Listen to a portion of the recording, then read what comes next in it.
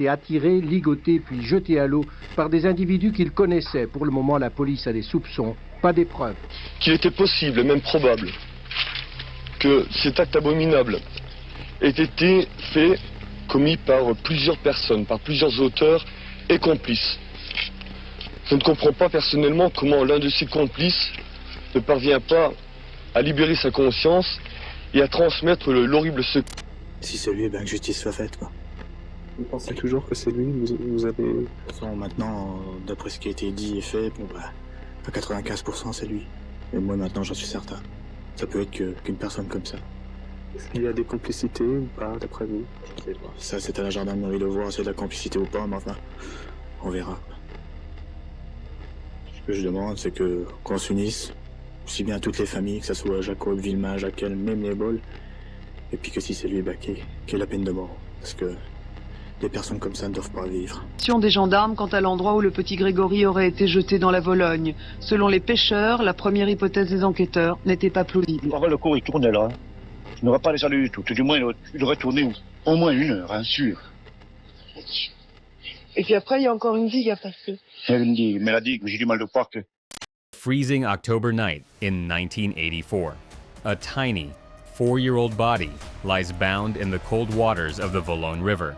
His hands and feet are tied with brutal precision, a wool cap pulled over his lifeless eyes. Just minutes earlier, a distorted, gravelly voice echoed through a phone line. I have taken the boss's son. This was no random tragedy. It was a sinister promise fulfilled by a shadow known only as the Raven. But as a grieving father reaches for a shotgun, the line between victim and vigilante blurs into a nightmare that would haunt France for decades. The horror was only just beginning, and what happened next would ignite a fire of rage in everyone.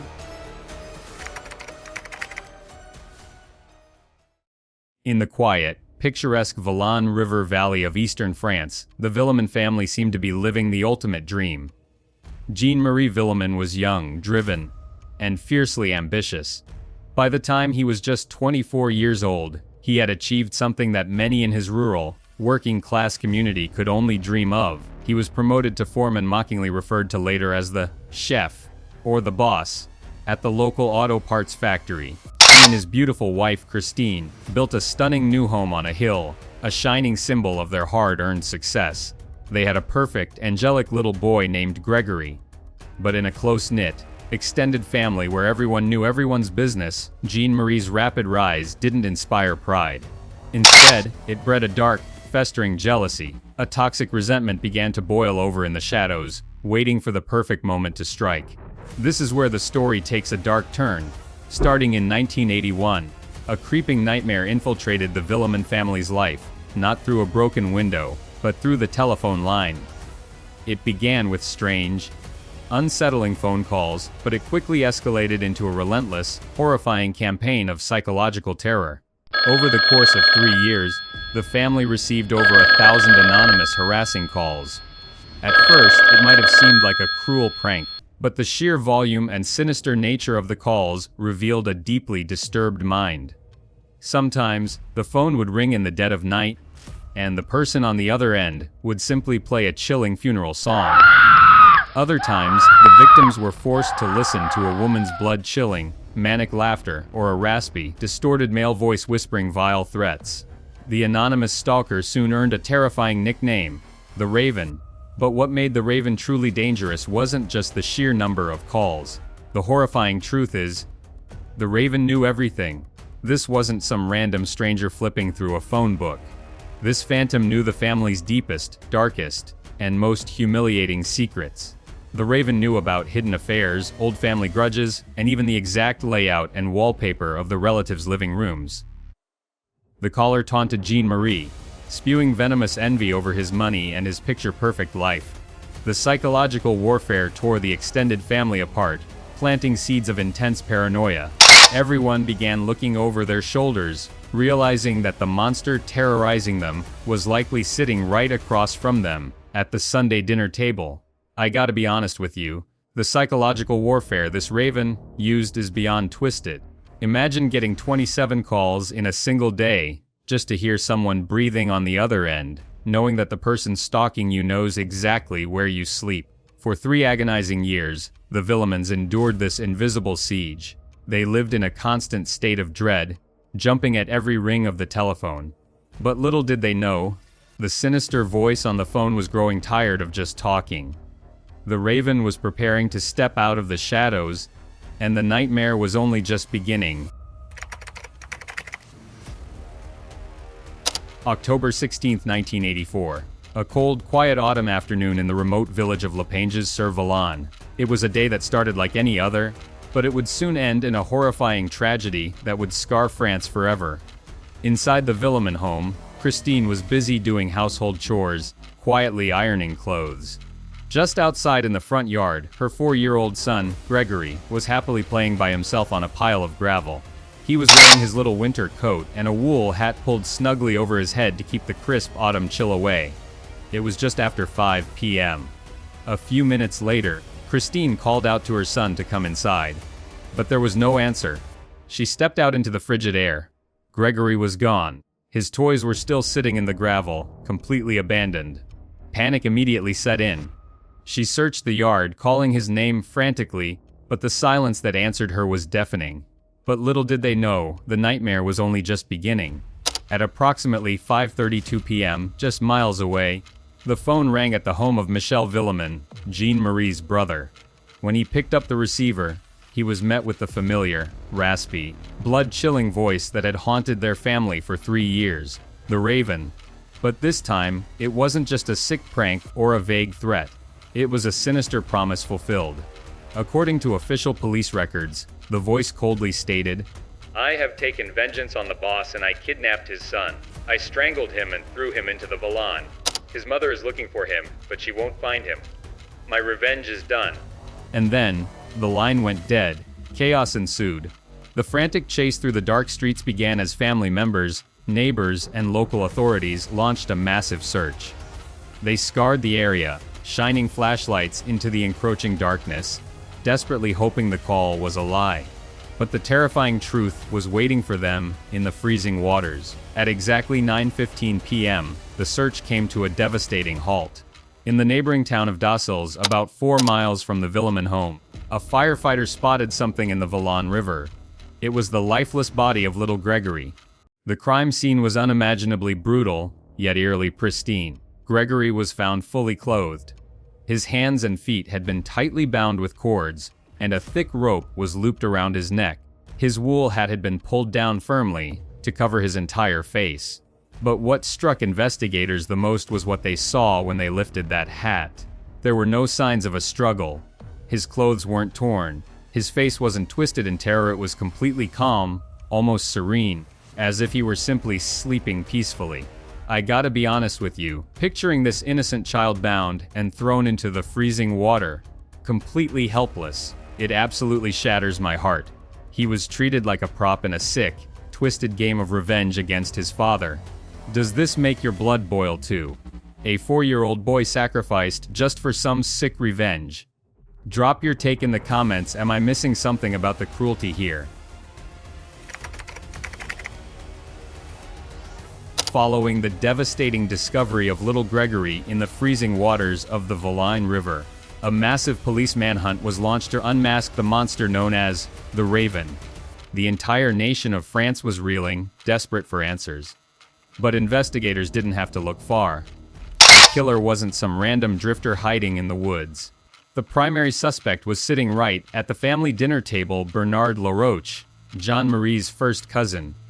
This is where the story takes a dark turn. According to police reports, Laroche and Jean-Marie had grown up incredibly close.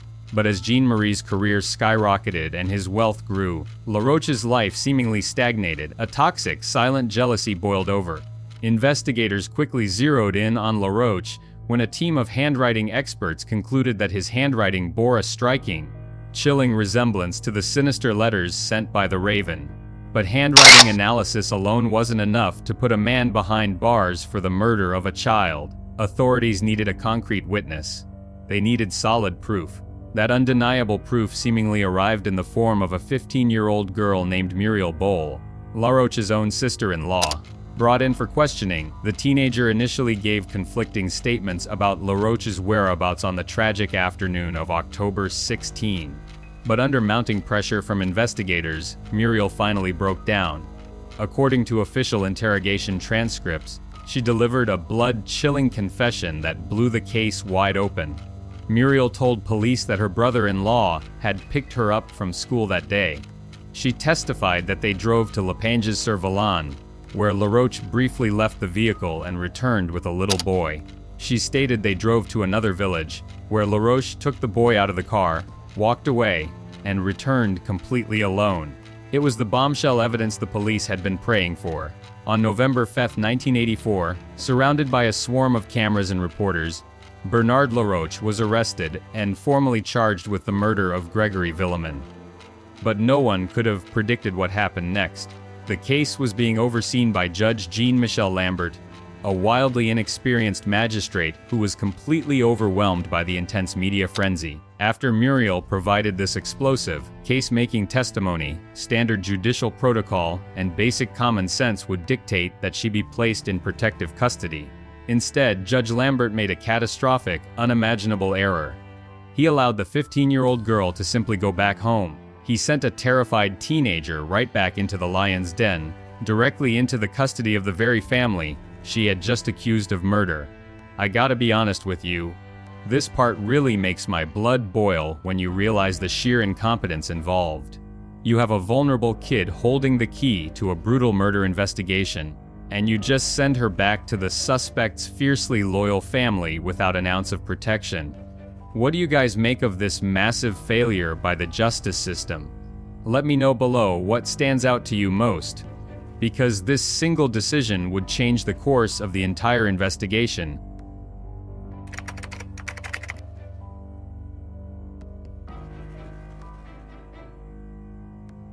The nightmare was only just beginning. When Judge Jean-Michel Lambert allowed 15-year-old Muriel Boll to return to her fiercely loyal family, he unknowingly lit the fuse on a powder keg that would destroy the entire investigation. Just one day after her explosive confession led to the arrest of Bernard LaRoche, a massive swarm of reporters and flashing cameras gathered outside her family's home. Standing before the national press, Muriel completely retracted her entire testimony on live television. She tearfully accused the police of intense coercion, claiming they had yelled at her, threatened to lock her up in a reformatory, and practically forced her to falsely implicate her brother-in-law. With a single televised statement, the prosecution's star witness vanished. The case against LaRoche began to rapidly crumble. To make matters worse, the crucial handwriting analysis that initially pointed to LaRoche was thrown out by the court due to catastrophic procedural errors made by the inexperienced Judge Lambert. With the evidence completely falling apart, the justice system had no choice. In early February 1985, Bernard LaRoche was released from custody and walked out a free man. This is where the story takes a dark, irreversible turn. Imagine being Jean-Marie Villemin. You have just buried your innocent 4-year-old son, Grégory, who was bound and thrown into a freezing river. You firmly believe that the man responsible is your own flesh and blood. And now, you are forced to watch that very man walk out of jail, returning to his normal life as if nothing happened. The sheer agony and boiling rage entirely consumed Jean-Marie. He felt utterly betrayed by a broken justice system that had failed his murdered child. Unable to wait for a justice that seemed like it would never come, a grieving father made a fatal decision. On the afternoon of March 29, 1985, Jean-Marie Villemin armed himself with a hunting rifle. Driven by an unbearable mix of sorrow and fury, he drove directly to Bernard LaRoche's home. As LaRoche returned from work, Jean-Marie confronted him right in his own front yard. Before anyone could stop him, Jean-Marie aimed his weapon and shot his cousin at point-blank range, killing him instantly in front of his terrified wife. I gotta be honest with you, this part really makes my blood boil when you realize that because of one judge's mistake, a man was killed, and the truth was buried even deeper.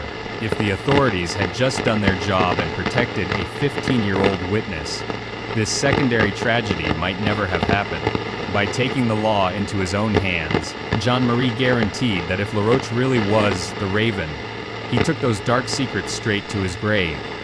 Does this make your blood boil too? I'm curious, how would you feel if you were in that father's shoes, watching the system completely fail your family? Drop your take in the comments.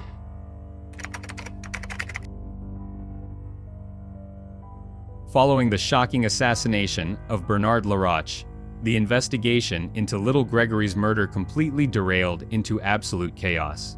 The French justice system was utterly humiliated, and the frenzied media was foaming at the mouth for a brand new, sensational headline, but no one could have predicted what happened next.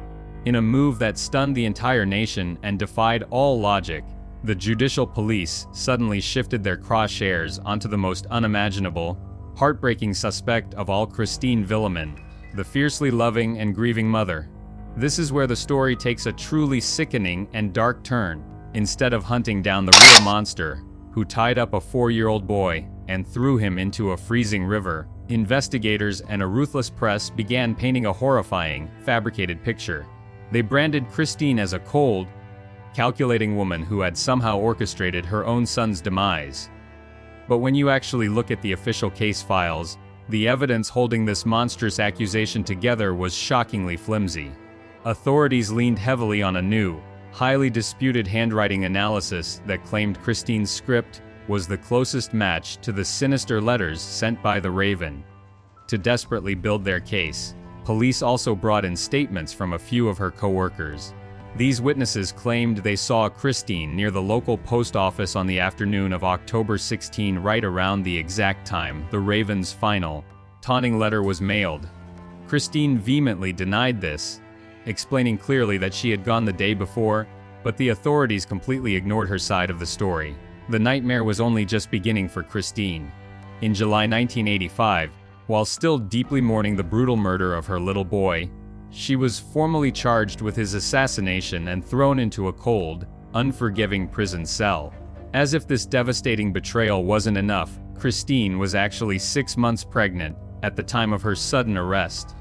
Driven to absolute despair and feeling entirely abandoned by a broken justice system, she launched a desperate hunger strike to aggressively protest her innocence. The unbearable physical and psychological torment quickly took a tragic, irreversible toll.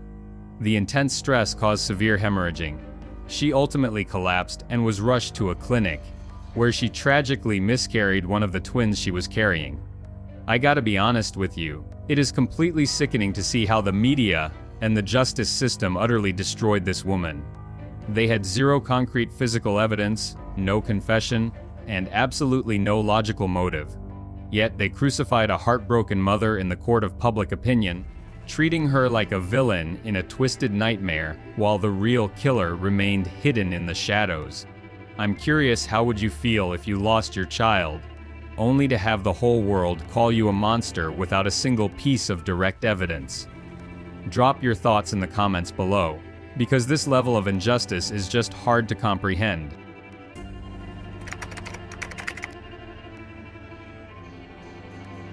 For years following the horrifying missteps of the justice system, the case of little Grégory went completely cold. The agonizing nightmare seemed to have no end for the Villemin family. Finally, in February 1993, the French courts issued a historic ruling. After enduring unimaginable public humiliation, a devastating miscarriage, and relentless torment, Christine Villemin was officially and entirely cleared of all charges due to a complete absence of evidence. The court recognized that she was the victim of a catastrophic judicial failure. But while her name was cleared, the devastating reality remained. Her 4-year-old boy's killer was still walking free, hiding in plain sight. Decades of deafening silence followed. The dark waters of the Vologne River kept their sinister secrets, and it felt as though the phantom known as the Raven had won the ultimate sick game, but no one could have predicted what happened next. Fast forward to 2017. Over 30 years after Grégory was pulled from the freezing river, the investigation was suddenly blown wide open thanks to a massive leap in modern technology. Desperate for answers, investigators fed the chaotic, towering stacks of old police reports, witness testimonies, and phone records into a highly advanced criminal intelligence software called Anacrim. The program systematically cross-referenced thousands of pages of data, tracking every alibi, every movement, and every contradiction that human eyes had missed for decades. What the software uncovered was absolutely blood-chilling. The timeline and inconsistencies pointed to a terrifying new reality. The brutal assassination of Grégory was not the work of a single, deranged lone wolf. According to the software's analysis, it was a highly coordinated, collective family conspiracy. Multiple relatives were allegedly involved in the kidnapping and the murder, bound together by a twisted, toxic pact of silence born out of festering jealousy. This is where the story takes a dark, unexpected turn. The authorities immediately zeroed in on Marcel and Jacqueline Jacob Grégory's own great-uncle and great-aunt. To build their case, investigators utilized a groundbreaking forensic technique known as stylometry. Instead of just looking at handwriting, experts intensely analyzed the vocabulary, syntax, and specific phrasing of the anonymous threats. The chilling conclusion: linguistic experts stated that Jacqueline Jacob was likely the primary author behind the Raven's most sinister, taunting letters. In 2017, the elderly couple was shockingly arrested and indicted, pulling the dark secrets of the extended family right back into the spotlight. I gotta be honest with you. The idea that multiple family members could sit around a dinner table for decades, looking the grieving parents right in the eyes, while secretly knowing exactly who orchestrated the murder of an innocent 4-year-old, is absolutely sickening. The level of cold-blooded deception is just beyond twisted. What do you guys make of this? Let me know below what stands out to you. Most do you think it's really possible for a collective family to cover up a nightmare this dark for over 30 years?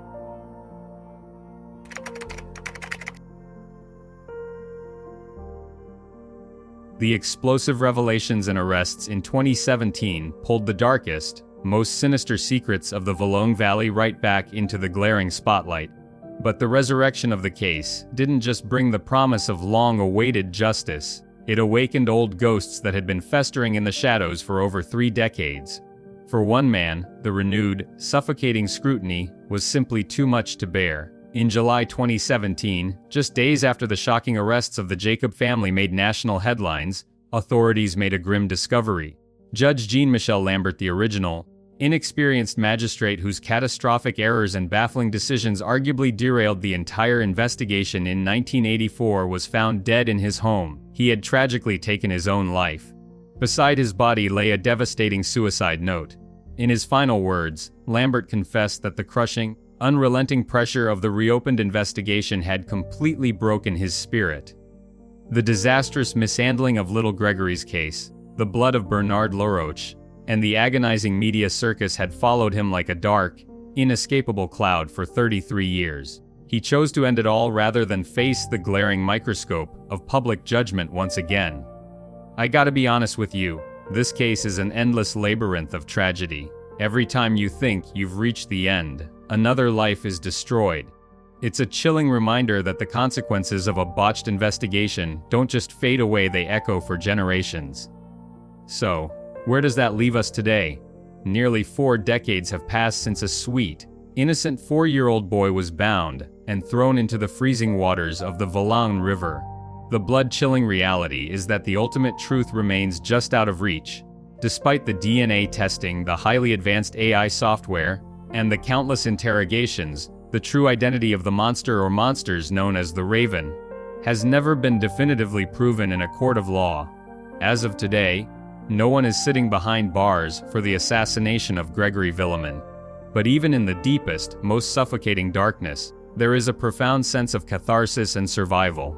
Jean-Marie and Christine Villemin endured the absolute worst that human nature has to offer. They were hunted by a faceless stalker, stripped of their beloved child, publicly crucified by a ruthless media, and falsely imprisoned. Yet, they refused to let the Raven destroy them completely. Moving far away from the toxic, venomous valley of their youth, they quietly rebuilt their shattered lives from the ground up. Miraculously, their marriage survived the unimaginable, and they went on to have 3 more children, fiercely protecting their newfound privacy. For Christine, the historic 1993 ruling that completely and entirely exonerated her remains the ultimate vindication. The courts didn't just drop the charges, they officially acknowledged that she was the victim of one of the worst judicial disasters in modern history. Her name was wiped clean, proving once and for all to the world that she was a deeply loving mother who was hunted by a monstrous witch hunt. They may not have the final piece of the puzzle, but they reclaimed their dignity. Finally, after 41 years of pain, the search for the Raven continues, but the Villemins have found a way to survive the darkness. What do you guys think? Does this ending bring you any sense of relief? I'll keep digging if there's more to uncover. Thanks for watching, and for all the comments, you guys make this worth it.